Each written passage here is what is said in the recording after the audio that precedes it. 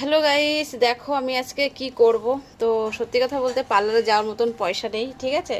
তো বাড়িতে বসে বসে এই যে মাটি মেখে যদি একটু ফর্সা হতে পারি, আমার মতন কেউ এরকম বাড়িতে বসে বসে বিউটি কেয়ার করো, ঠিক আছে। এই দেখো মাটি মাখবো, সামনে পুজো, তাই একটু ভাবছি একটু মাটি মেখে নিই, যদি একটু ফর্সা হতে পারি। ফর্সা তো আর হয় না, কালা মানুষ, কালাই থাকবো।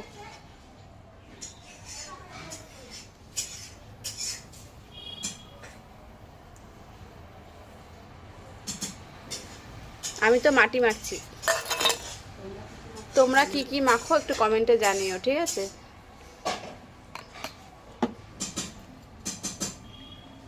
কেমন লাগছে দেখুন, পুরো পেতনির মতো। আসলে তো আমি পেতনি, এর জন্যই বললাম যে পেতনির মতো।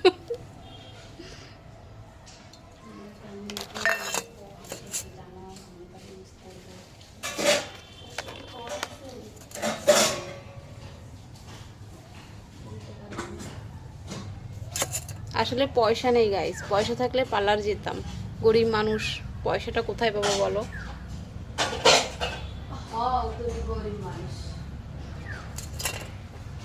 সবাই পার্লার যায় পুজোর সময়, আর আমরা বাড়িতে বসেই যেটা করি, ঠিক আছে।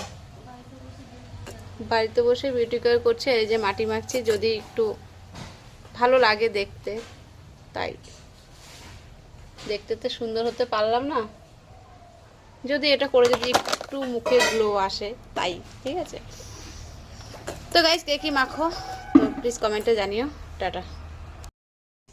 তো দেখো বন্ধুরা, আমাকে পুরো মাটি মাখার পরে কেমন লাগছে, পুরো ভূতের মতন।